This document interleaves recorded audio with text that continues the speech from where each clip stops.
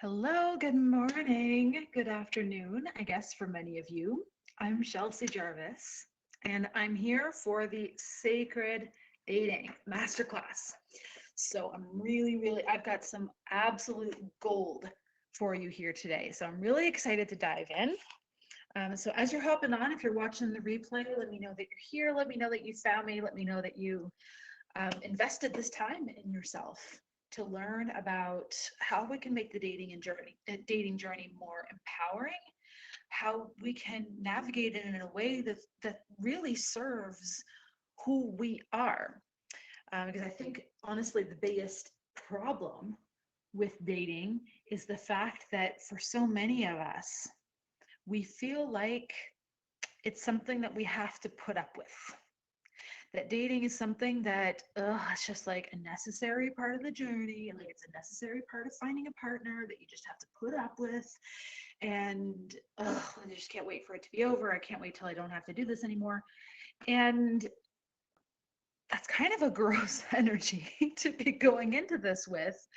And to demonstrate that, like, can you imagine put yourself, like, kind of flip it for yourself here and ask yourself, if you met a man and for him he was like, oh, dating sucks, I hate dating, there's so much rejection, women always do this, they never do that, and kind of having a really negative attitude about the whole thing, would you, if you're like a high quality, high value woman who respects herself, are you attracted to that at all?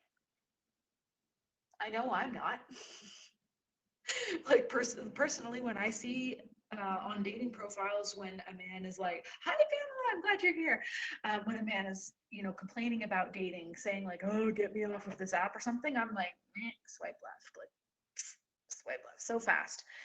For me, when I see someone who's jaded and bitter about the dating journey, that's a big turnoff for me. And I know that it's also the same for a lot of really high value men. And by the way, this dating masterclass applies no matter what gender you're dating. Um, this masterclass is for you if you are a feminine energy being and you want to attract a masculine energy being. So the gender doesn't really matter, but I'm going to probably be saying man and woman a lot just because it's my own personal experience. But just know that the physical gender or the gender identity of someone doesn't really matter. What really is important here is if you are a feminine energy being, meaning that you want to be more in the receptive role in the dating experience as well as in a relationship, if you want to feel like cherished and adored, and you want to be kind of that like magical feminine being, whatever that magic looks like for you, it's going to look different for you than it does for me, but you know what I mean, right? That just feel really taken care of, really cherished and adored. That's the feminine energy part of the relationship, and it has nothing to do with gender roles, like I said. So dating, when we are really jaded and like, oh, get me off of this roller coaster, like when we're kind of viewing it through a very jaded and bitter lens, it's very obvious to the people that we're interacting with that we are not enjoying this journey, and we are probably looking to get off of the dating journey as soon as possible, even if it's not the right person. So it sends out a very icky vibe when we're approaching the dating journey as something that we want to get it over with.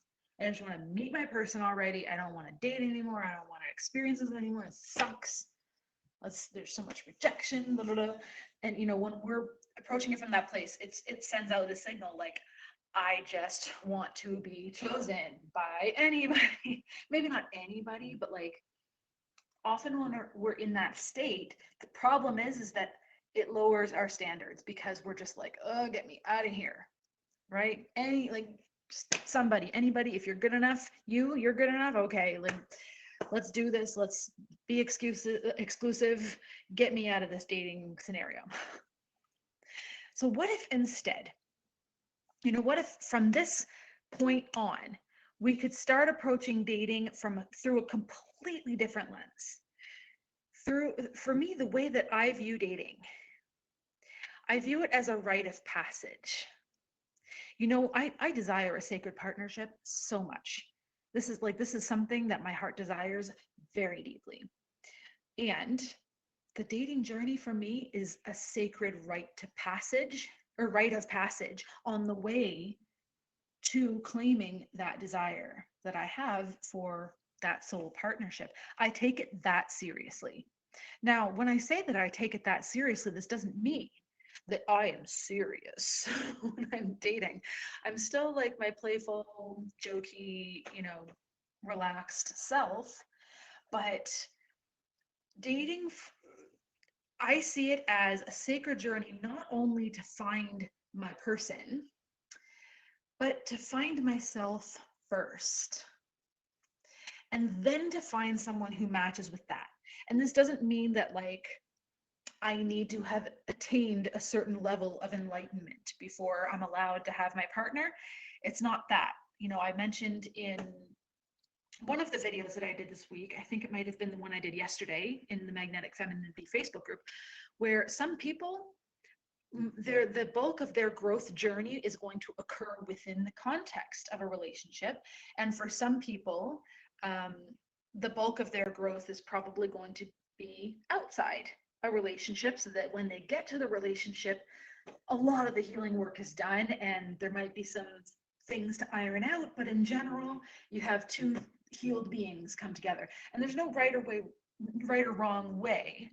It's just that we don't always know beforehand what our journey is until we've experienced it. So the journey of dating is about finding yourself, using the dating experience to find yourself, to discover more of who you are. The dating experience is more about you than it is about the partner, because the beautiful thing is, when you are open and in the energetic space where you're ready for your partner, they will show up. And for some people, they may be ready very quickly because, like I said, their journey is to do a lot of their healing in the relationship. And then there are some people who it may take many months or years to really get through all the healing that their journey asks of them before they find their right partnership. And there is, like I said, there is no right or wrong answer. There is no better or worse. There are pros and cons and challenges and whatnot to both types of journey and anywhere in between. So the sacred dating journey is not about how fast can I meet somebody. Like I said, there are some people who will meet them very quickly, but that's not even really the point of sacred dating.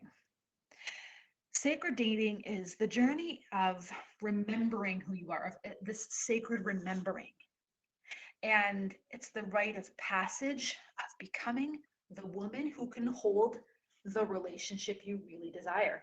And this is, you would think like relationships should be the most natural thing in the world, since people have been partnering up since the dawn of time. But the reality is, most people do not have relationship skills. Not for the type of relationship that we're looking for here in Magnetic Femininity. A lot of people have the skills to lock down a partner, but that's not what we're doing here. We're not just looking to lock down a partner. My goal is not to get a ring on your finger as fast as possible. My goal is to help you find the right partnership, whether that takes days, months, or years. The journey is what it is, and we can't control the timing of it, as frustrating as that might be sometimes.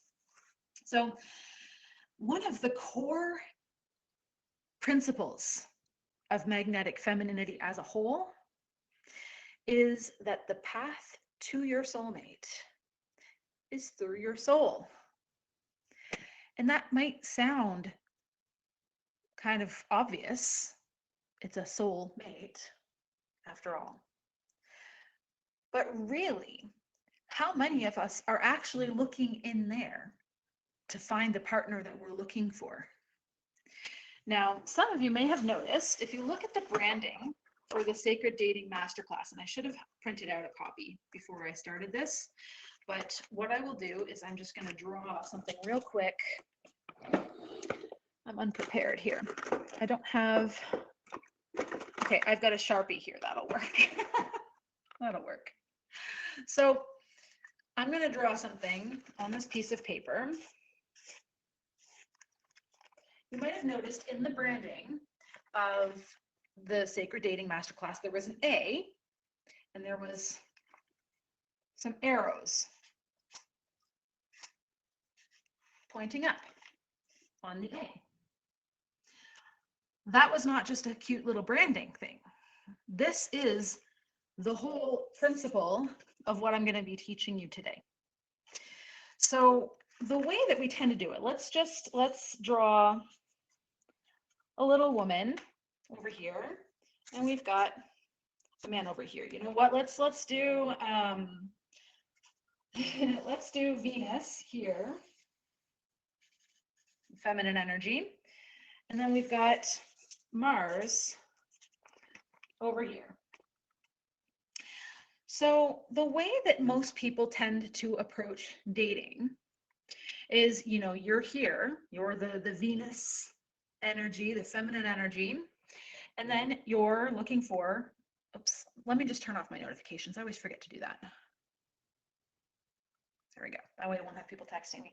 So the way that most people approach dating is they see a man over there. Let me see if I can adjust this so that it's, there we go. So they see a man over there and they say, okay, I want him.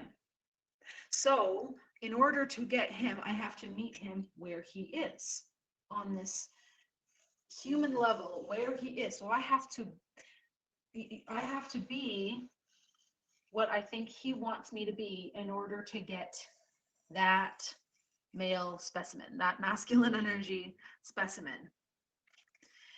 And what ends up happening is you end up abandoning yourself in order to conform to whatever it is you think that this man in particular, or maybe men in general, want from you. Up here is your soul. It's your soul. Up here is your soul.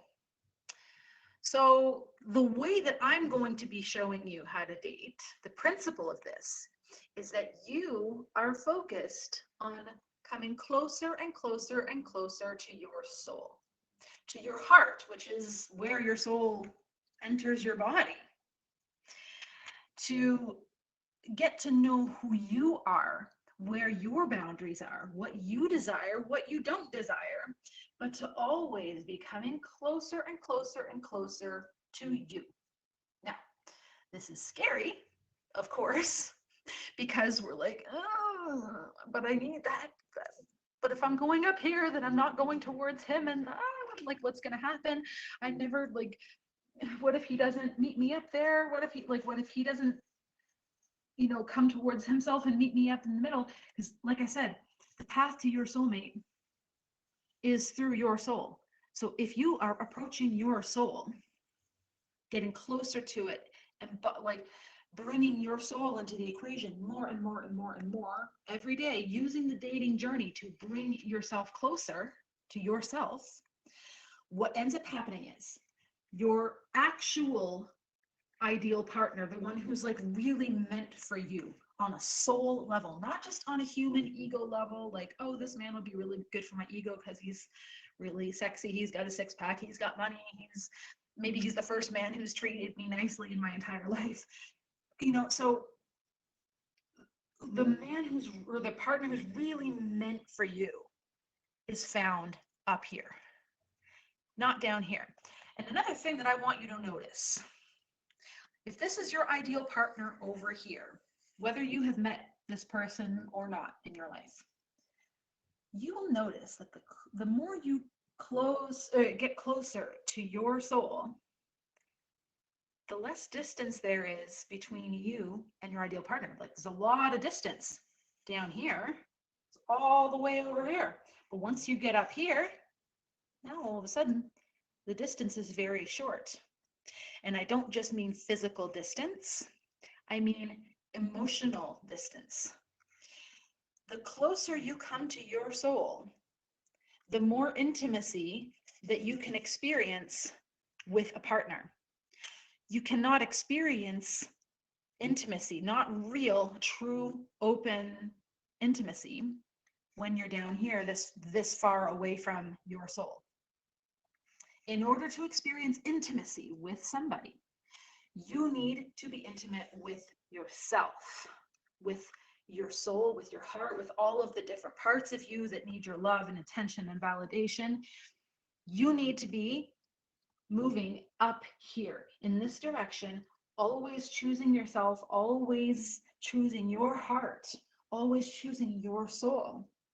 Because the minute you start trying to choose this Martian being over yourself, you're going the wrong way. You're trying to get across the triangle. But the distance between you and your heart will always be the minimum distance between you and a partner. So if you're up here, as you can see, that minimum distance is much smaller than if you are away from your heart. You're not connected with yourself. You're not listening to yourself. You're not spending time with yourself. You're not healing yourself. You're not processing all of everything that's going on with you. So you're way down here. And when you do that, you cannot experience real intimacy with someone else.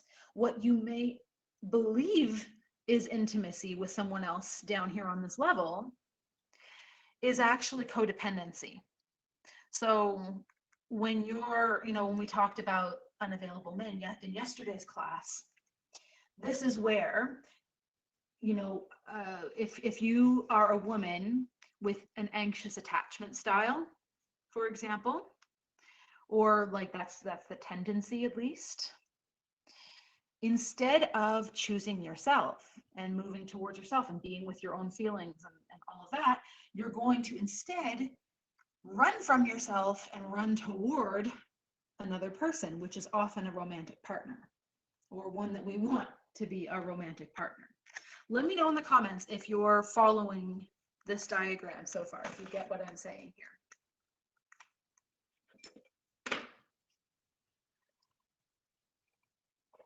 So the path to your soulmate is through your soul, which means that we need to be continually choosing ourselves. Now, the premise is very simple. However, it becomes a little more complicated when our fears get involved. When our fears of abandonment, our fears of rejection, our fears of not being chosen, our fears of upsetting people, of inconveniencing people, when all of these fears come into play, this is where we start trying to go across the triangle to get somebody, rather than going, whoops, I accidentally did a thing. There we go, okay. We start trying to go across the triangle instead of choosing ourselves, instead of being with ourselves, saying, I've got me no matter what. And when we're in a space where we're like, I've got me no matter what, it's not like, fuck him. It's not a defensive, screw him kind of energy. That screw him kind of energy is actually your unwillingness to be with yourself. Because really being with yourself, there isn't that like me kind of, that's just the outer shell, the heart, the wall wanting to come up to protect yourself from actually feeling the pain of it. When we're blaming someone else for the fact that like, oh, well, they're obviously the problem, blah, blah, blah, that's our own unwillingness to be with the pain of the loss, the rejection, the abandonment. And the thing is that rejection actually doesn't mean anything. We make it mean something because this is what our brains do in order to try to avoid disappointment in the future, in order to, we're like, this hurts so bad, I need to make sense of it, because if I can make sense of it, then maybe I can avoid it happening again. This is how our brains work. So we make stories about it. We try to make sense of it, and we create a set of beliefs. We create a whole paradigm that's designed perfectly to try to avoid pain. It doesn't work very well because we still end up feeling pain anyway. And in fact, in our quest to avoid disappointment, we end up creating a very disappointing life. So it doesn't work the way that we hoped it would, but that's why we do it. So the distance to your heart is the distance that will exist between you and a partner.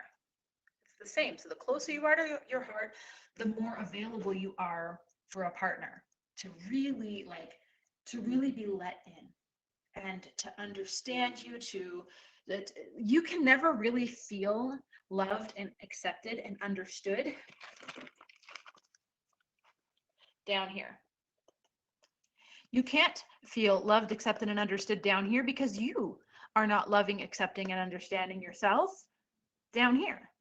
Loving, accepting, and understanding yourself, being unattached to how other people are perceiving you, other people are experiencing you, and just processing the emotions along the way. That is decreasing the distance between you and your heart.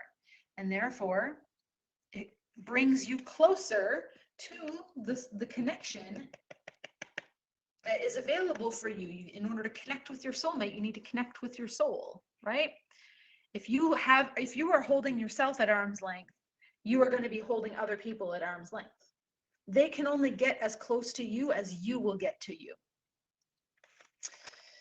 So, what if dating is just one long string of, yes, I choose myself. Yes, I choose myself even when I'm scared that I'll end up alone. Yes, I choose myself even if I'm afraid that he's going to get pissy or reactive. Yes, even if it means he walks away, I still choose myself. Yes, even if it means that we're not a fit, I still choose myself. I still choose to dress how I want to dress, even though I'm afraid it's too much. Yes, I still choose my sexual needs, even if I'm afraid that he won't be able to meet them and it won't be a right fit. Yes, I choose my desire for where I want to live in the future, even if it means that he's not going to be the right person. Yes, I choose myself. I choose a relationship that fits my need. We put the relationship that we desire at the forefront rather than assigning it to any particular man who has not yet shown himself to be that person. So this doesn't mean that we get reclusive. Not at all. Au contraire. It does not mean we get reclusive. We stay in the arena, so to speak. Like, we still show up for dating. We still put ourselves out there. We still, if you're on dating apps, you're still spending time on the dating apps. You're still putting yourself in situations where you will be visible to potentially the kind of man that you desire. But dating like this is so important to put a self-centered approach. And it sounds, we have such negative associations with being self-centered, but like, what happens when we make other people our center? Has that ever worked out?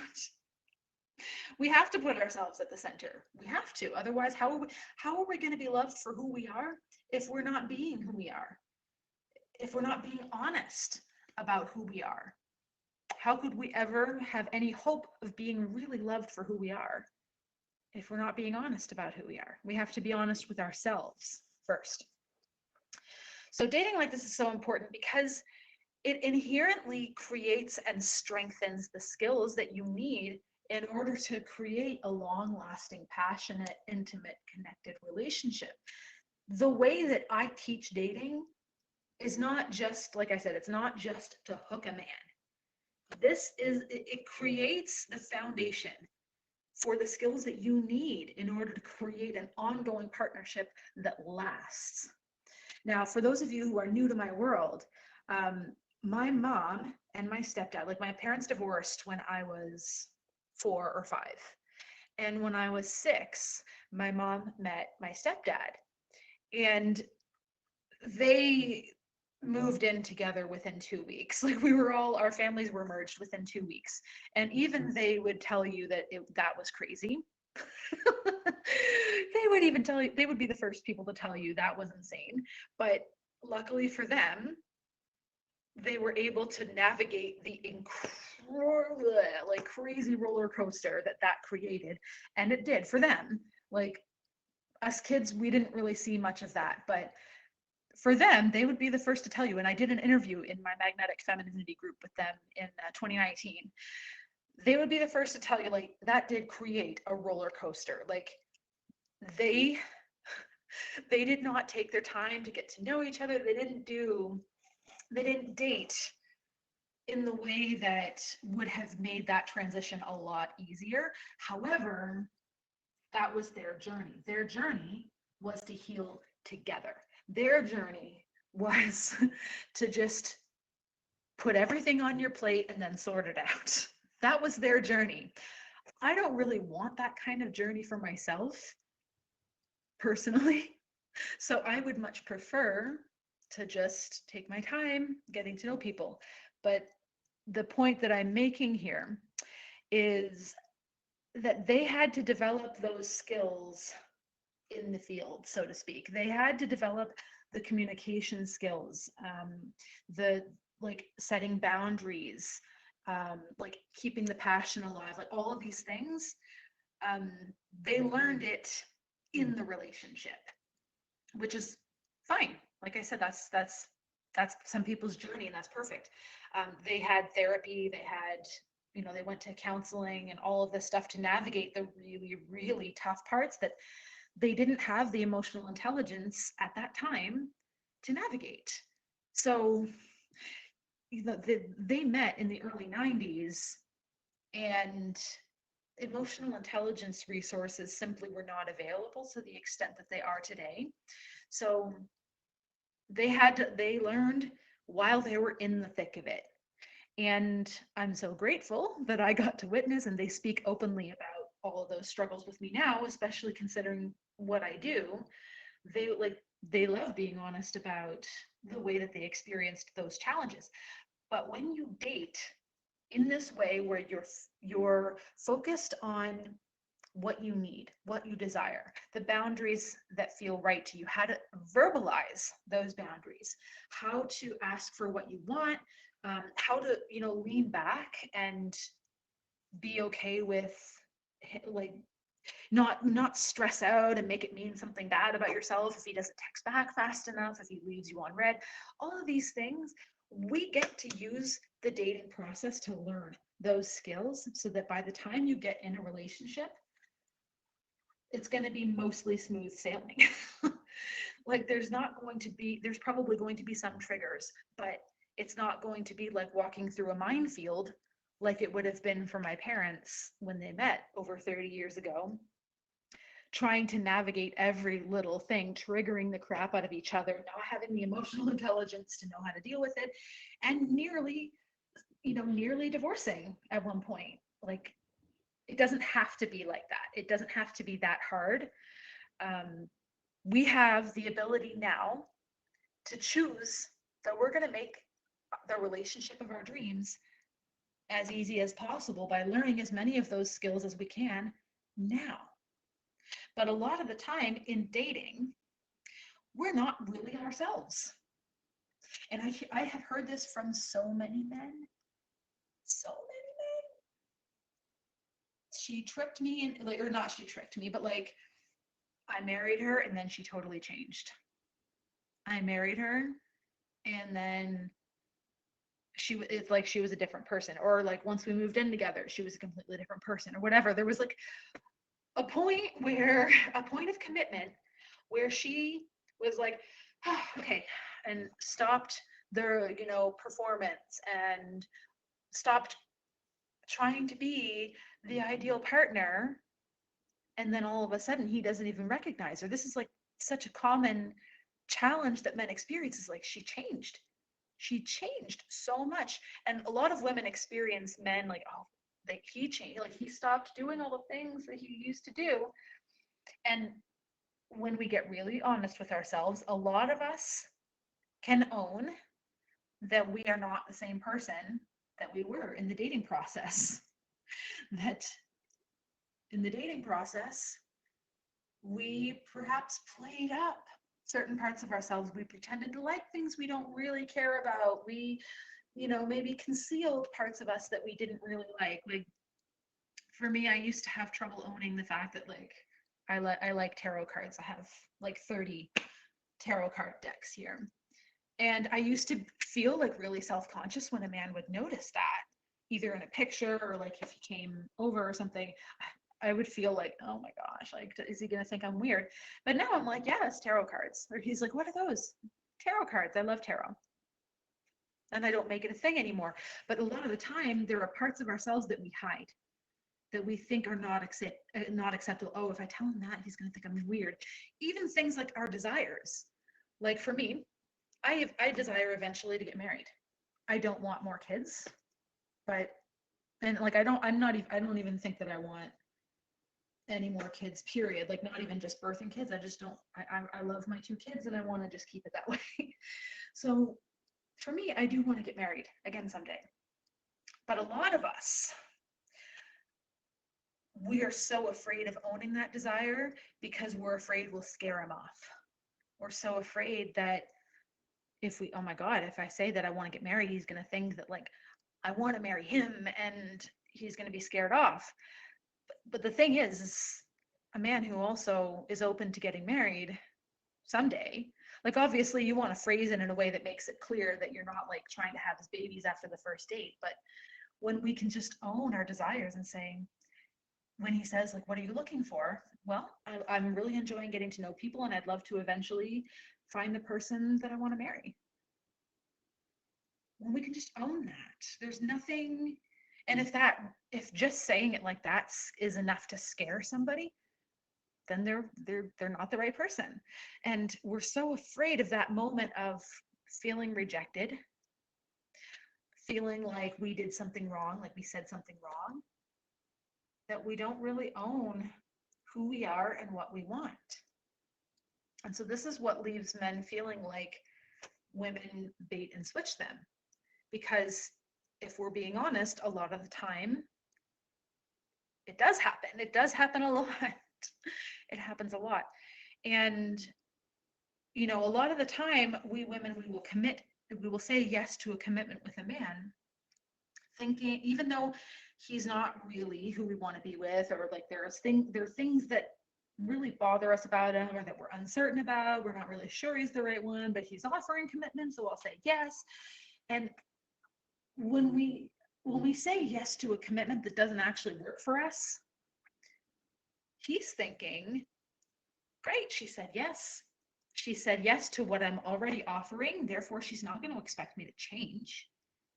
But when we say yes, a lot of the time, we're thinking, I'll say yes now, even though we're not spending as much time together as I would really like, even though we haven't discussed like where we want to be in a few years or what we want our future to look like, even though it really bothers me that he smokes or that his lifestyle isn't really a fit for me, I'll just say yes now and then I'll fix it later or I'll hope he changes later. So right off the bat, men and women have a very, very different idea of what it means when we say yes to a commitment. To a man, he's like, she said yes to what I'm offering now, not what she's hoping I will offer, what I'm already offering. But to women, we're like, we say yes now, and in our heads, we're thinking, I'll just change these things later. And then both people end up thinking, he's like, well, what the hell? Why did you say yes? And she's like, why aren't you the person that I wanted you to be when I said yes? So having a very self-centered approach to dating means that we don't say yes to anything that doesn't actually work for us. That we have a very detached view of who we're dating, and we're able to really be intimate with them. It's not that we have to close off to intimacy. On the contrary, actually, but we the level of intimacy that we experience with them, the level of compatibility that we experience with them, has no bearing on our self-worth, our basic sense of well-being. We're not trying to jump into something just to jump into something, so that we don't have to be alone. And there's a lot of women who are like, but I don't do that. Like I'm an independent woman. I don't need to be with a man. And yet they're still settling for the wrong relationship. Yet they're still saying, like, why isn't he what I want him to be? And I'm like, well, just if he's not what you want him to be, love him enough to leave. To see someone is to love someone, and to love someone is to see them. So if we're seeing somebody, we're seeing the truth of somebody, and it doesn't work for us, we have a responsibility to ourselves and to them to say, this doesn't work for me. I need to end this, whatever that looks like for you. So dating this way, it is going to not just help you get a relationship, but it's going to help you set the foundation for a really strong, healthy, intimate, connected, passionate relationship that stands the test of time. If you're dating just to get a relationship, now I see this a lot. There are some dating coaches out there that I don't particularly align with. I'm not going to name names, but you'll know the type when I describe it, where it's how to get him to commit, how to get him to do this, how to get him to do that, how to get something from a man. And sometimes it's just the title that's clickbaity, and then it ends up being more about the inner work. But any teaching that looks at the dating process as something that you're trying to get from a man, trying to get commitment from him, it's not teaching you the skills that you need for a relationship. All it's teaching you is how to lock down a partner. It's not dealing with the fact that you feel anxious if he doesn't text back far enough or fast enough. It's not dealing with the fact that you have boundaries that maybe you're not verbalizing, and so on. So when you're dating just to get a relationship, you're doing it for the wrong reasons. You're still going to feel anxious or avoidant, or maybe both, anxious, avoidant, you're in the relationship. Because your brain is like, or your inner child too, is like, okay, he chose me, but is he going to keep choosing me every day? It's like that anxiety never really goes away once you find the relationship. It keeps showing up there. It keeps showing up in different ways throughout the relationship. But what if you could heal that in the dating process? Just because you tend to lean toward anxious or avoidant doesn't mean that you're just stuck with that for your whole life. We don't have to be like, oh, well, I'm anxious attached, so that means I need a man who's going to like constantly reassure me. You could just heal that. You can. It is healable. You'll also not have the skills to set proper boundaries in the relationship that protect your energy without cutting off your partner. So if you're in the dating process and you're just abandoning yourself like crazy, trying to cut across that triangle instead of going up toward the top, toward yourself, and you're not setting boundaries, you're not speaking up for yourself, you're not asking for what you want, you're not saying like, oh, I'm not comfortable with that, whatever the boundary is, then first of all, it leaves you very open to manipulation, because you need to know how a potential partner takes your boundaries. You need to know how they, like, if they respect your boundaries. Not just will they keep pushing it, but will they get sulky and pissy if you set a boundary? Will they keep trying to convince you and push it if you set a boundary? You need to know how they receive no, or even not yet. This is a crucial piece of dating. And you need to be the kind of woman who doesn't do anything that she doesn't really desire to do. You need to be the kind of woman who advocates for her desires. If you're constantly doing things you don't want to do, how are you ever going to find the man or the partner who naturally fits what you desire if you're wasting so much time doing what you don't want to do? You'll also tend to jump into the relationship and abandon yourself. If you're dating through the like, oh, this is such an emotional roller coaster, it's so exhausting, then the chances of you jumping into a relationship that's not right for you are much higher, because it's coming from a place of resisting where you are.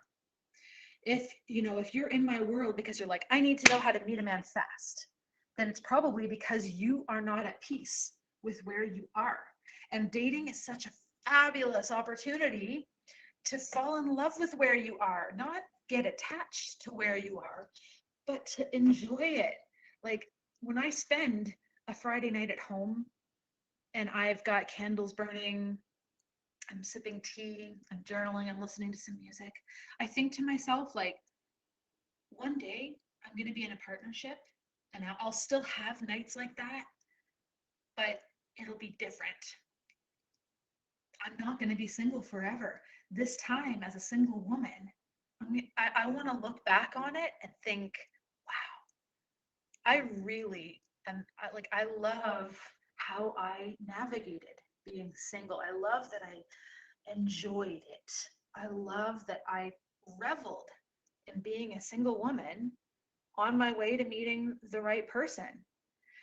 And it's really loving and surrendering to where you are and trusting that like you're not going to be alone forever. That person, like, they're out there, and it's an energetic game. It's not just a numbers game, like let me meet as many people as I possibly can and hopefully one of them works out. It's an energy game. The closer you get to you, closer you are to meeting them. And maybe they're already in your life. This is the thing for some people, is you might not even be able to see them until you get close enough to yourself. There are sometimes people in your life already, friends, maybe past relationships, past encounters, coworkers, whatever. There could be any number of people. They might already be in your life, but you can't see them because you're not close enough to yourself.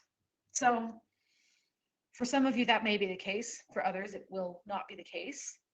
But you have to be at peace with where you are and just focus on growing yourself.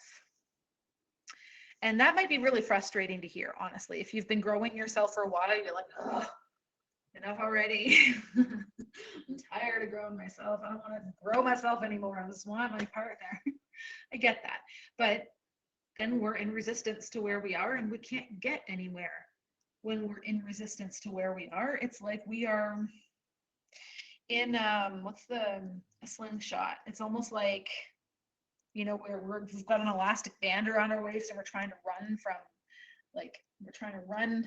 from a slingshot, but we've got this elastic around our waist that's keeping us from going anywhere. We just keep bouncing backwards and we can't get anywhere until we just surrender and let that elastic band fall away.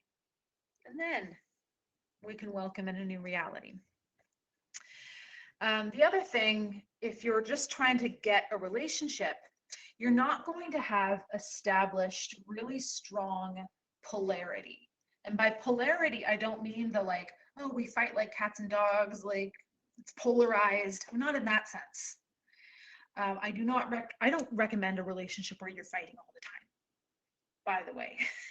That's not a good thing. Like some people are like, oh, it means passionate. No, it's not a positive thing to be fighting all the time.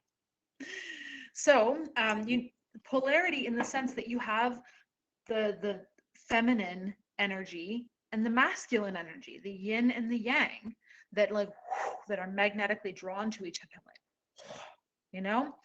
When you're really in your soft, feminine, receptive energy, and the masculine energy is like, I'm just making sounds now, but you know what I mean.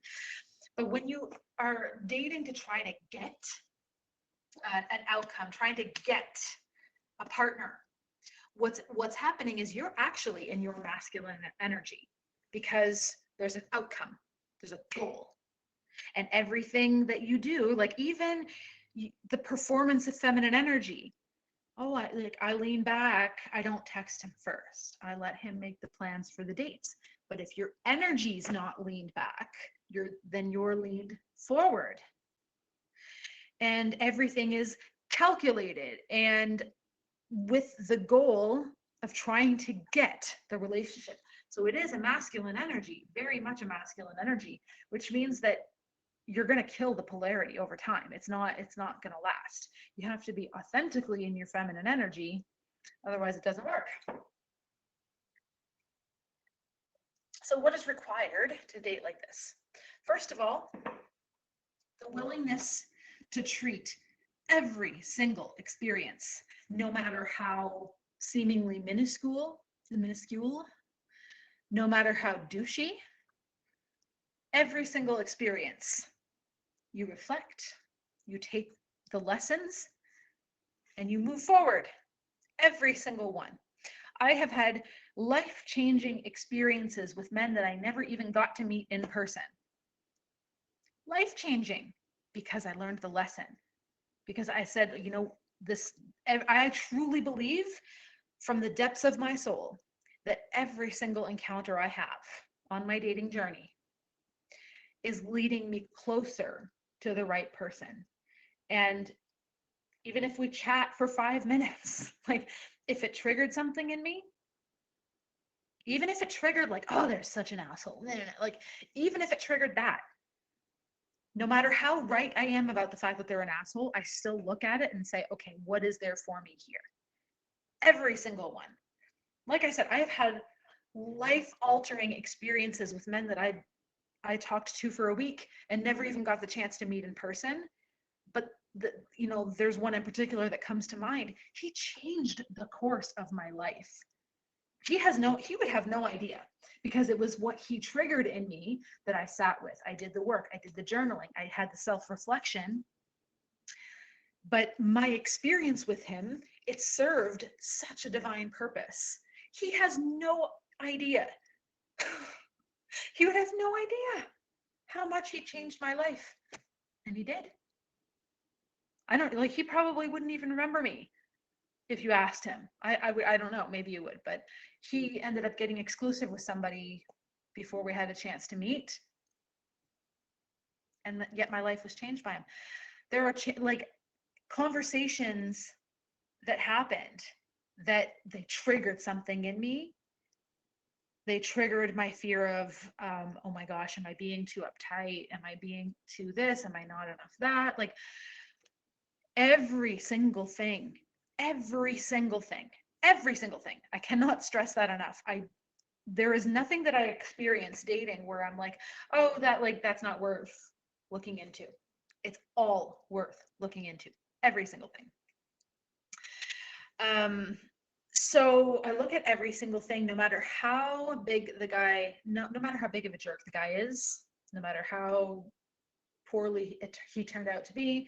Even the guy who I talked about in the Tinder swindler masterclass, where he ended up lying to me about I caught him in a lie, and then he tried to gaslight me. That man, I learned so much about myself through my interactions with him. I got so much clarity, because there were some really amazing things that I experienced with him. Like I spoke up for myself with him in a way that I never had. I set boundaries. I asked for what I wanted. I learned so much about myself with him and what I desire. And he turned out to not be the right fit. But I took what was there for me and said, okay, he's not the right man, but look at all this gold that I got from my interactions with him over the last couple of months. Like, there is so much gold, even with the guys who are so not right for you. So that's one thing. You also the other thing that's required is the understanding of masculine and feminine energy polarity, and the willingness to check yourself when you're tempted to lean forward and start leading and start initiating. Now, it's not that you are never allowed to text first. It's not that you are never allowed ever to pay for dates or never allowed to whatever. But we have to be willing to check ourselves and ask ourselves, why am I trying to do this? Am I wanting to text him first because I want to check to make sure that he's still available to me? Or am I wanting to pay for this date because, oh, I've received too much already, I don't deserve to receive more than this?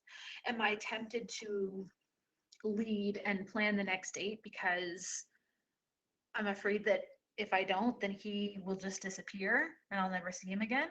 We have to be willing to ask ourselves these questions.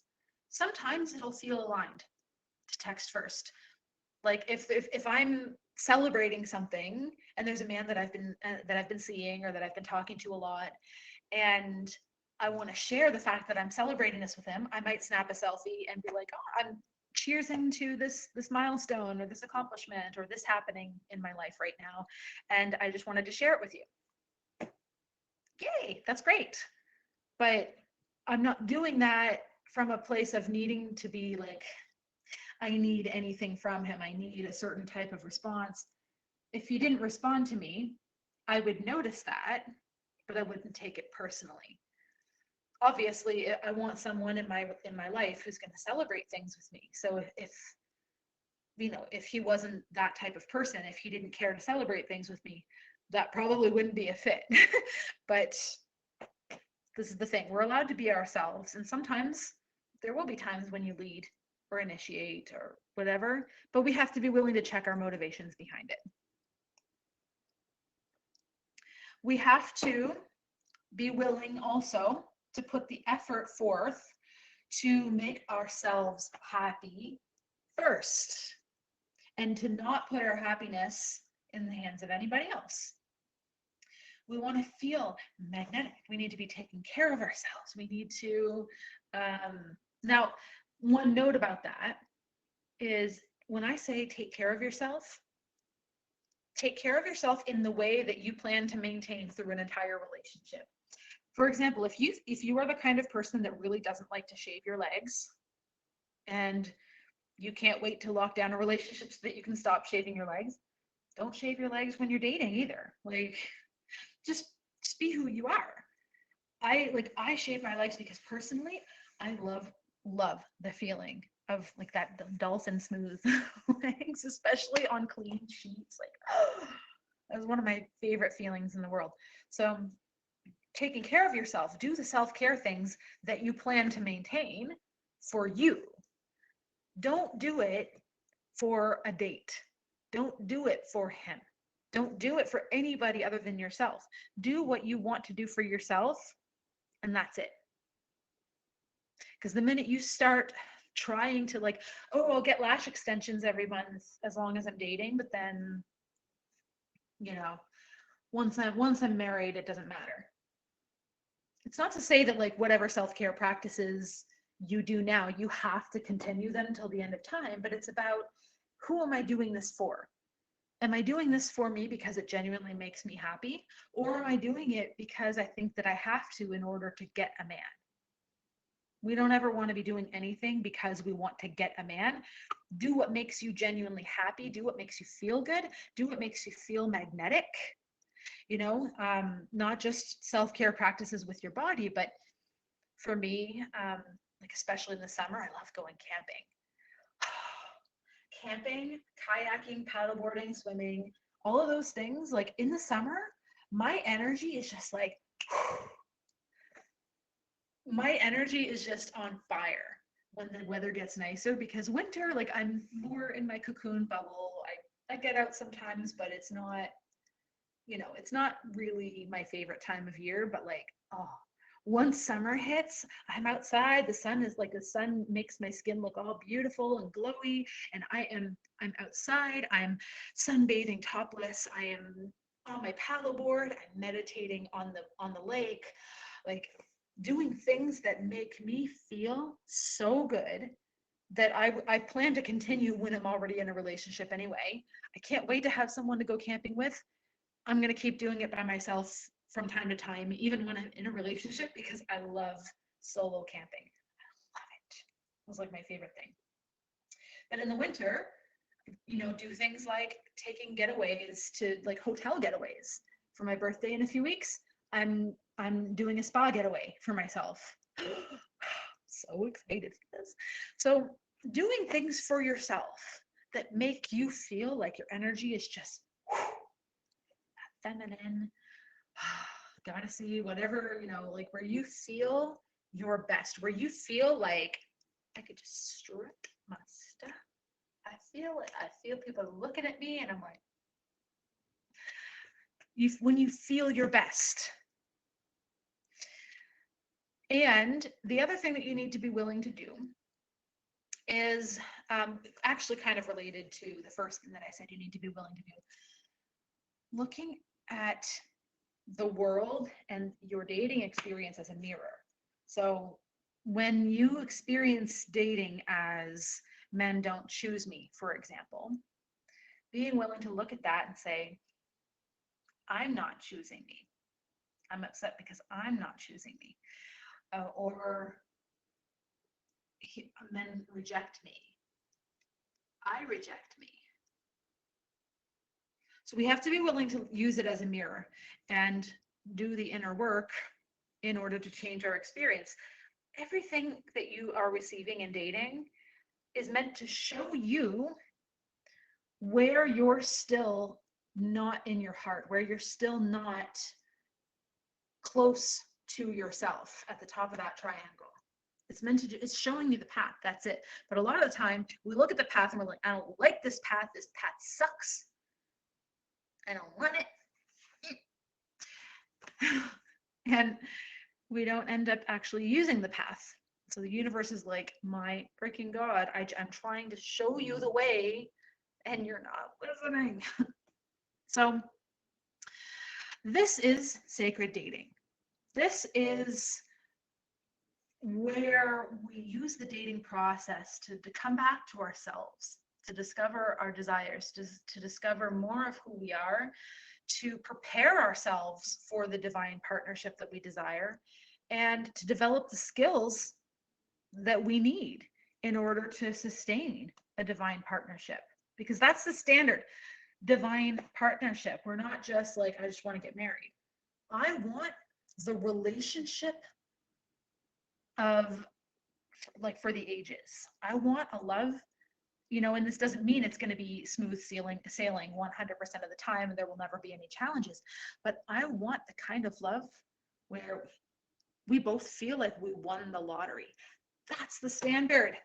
That's the standard. If I don't feel like I won the lottery when I'm with somebody, it's not the right person. And I know what that feels like. I know what that feels like. So yes, that's where the standard is. So I want to talk to you about Captivate, which is my sacred dating program. So I've pretty much wrapped up the teaching part for today. So if you feel complete and you have, you've got what you need for today, you're understanding dating through a new lens, and you don't want to hear about my program, about Captivate or about the portal, then you can feel free to leave. You're not going to miss any more of the teaching part. I'm wrapping that up for today. So if you're going to be taking off, I just want to say thank you so much for joining me today. I appreciate you. Mwah. And for those of you who are going to be sticking around, I'm going to talk about Captivate a bit. So Captivate, I launched this for the first time in 2019, and this will be the fifth time, I think the fourth time that I've run this program. And every time I do, it gets better and better and better as I progress through my own dating journey, of course. So it's the sacred dating program. This is not just how to get a relationship. It's how to navigate the dating process in a way that doesn't just feel like exhausting and demoralizing and frustrating, but it feels exciting. And it fuels your growth and it prepares you for the most incredible, delicious relationship that's available for you. And I don't just tell you to lean back. Like that's a lot of the common dating advice that you hear for women is lean back. And the thing is I don't just tell you to lean back. We go into healing the parts of yourself that are trying to lean forward because they're scared. We go into the emotions of all of that. we align you with the relationship that you really desire. Like, not just, we're not just looking for the bare minimum. Oh, I want a man who's honest, who treats me kindly, blah blah blah. Like, no, we're going into like dream relationship territory so that you can align to that. You're going to understand the fundamental differences between how healthy masculine energy dates and commits, and how it's very different than how we women tend to experience the dating process. And this is important to understand because there's a lot of things in the dating process that we women tend to take personally when we don't understand why men are doing this, or why they're going so slowly, why they don't want to commit as fast as we do.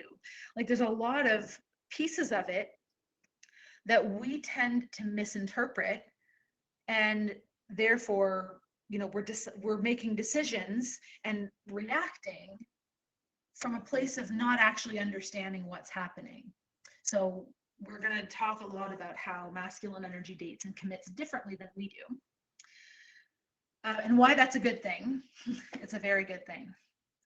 I'm going to teach you how to navigate strong chemistry. Like, if you've ever met somebody and the chemistry is just like bam, where you feel like you've known them for lifetimes, and you feel like, oh my gosh, what if they're the one after like the first or second date, and like just that really strong, like, I'm going to teach you how to navigate that.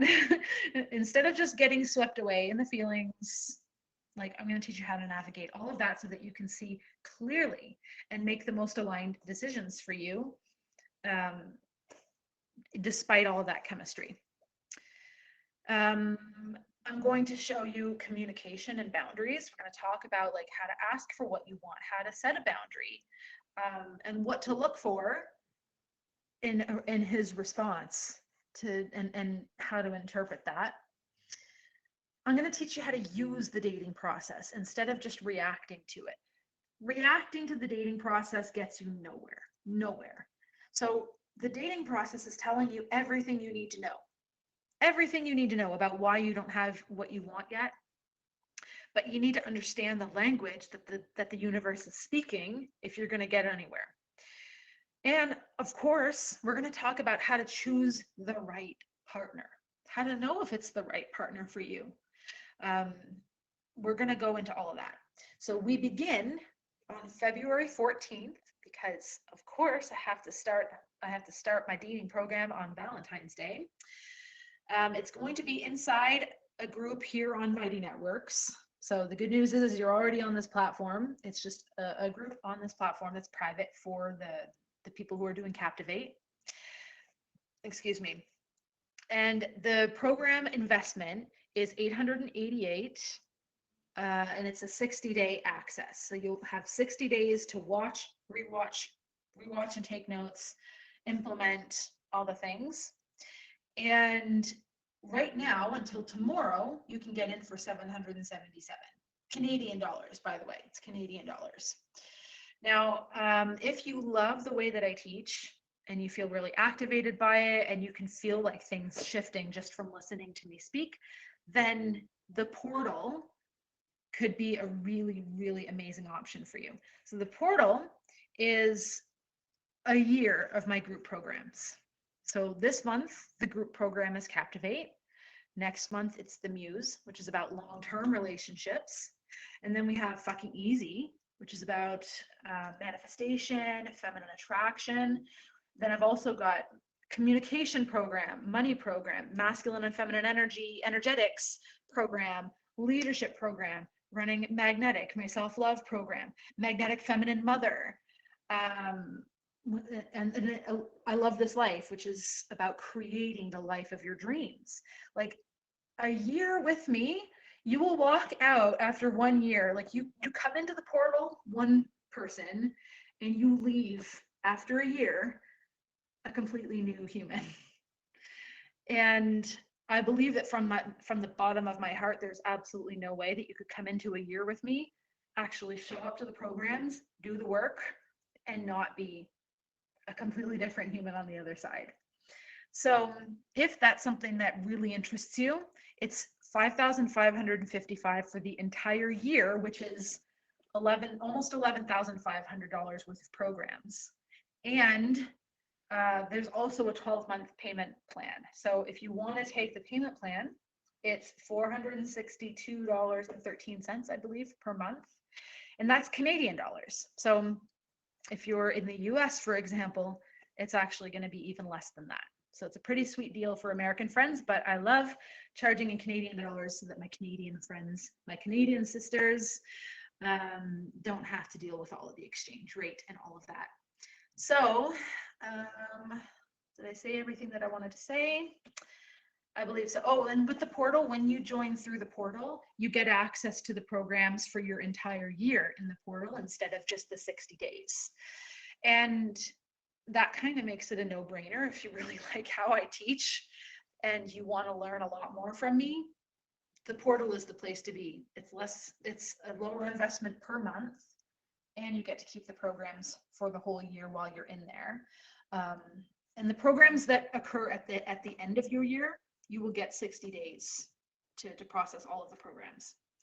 So if that's something that you would really love to know more about, or if you want to join, I'm going to post the links in this group once I'm done here, once I hit the end live stream button. Or if you can't find the links or you have questions or whatever, just feel free to reach out to me and ask. I'll be happy to answer any questions that you have. So on that note, thank you so much for joining me here, whether you're here on the replay, whether you're here live. I love it. It feels like such a privilege to be able to show up here and teach on topics that I'm so passionate about and have people who are excited to receive that knowledge. So thank you for being here. You're beautiful, you're exquisite, you're loved, and I will see you soon.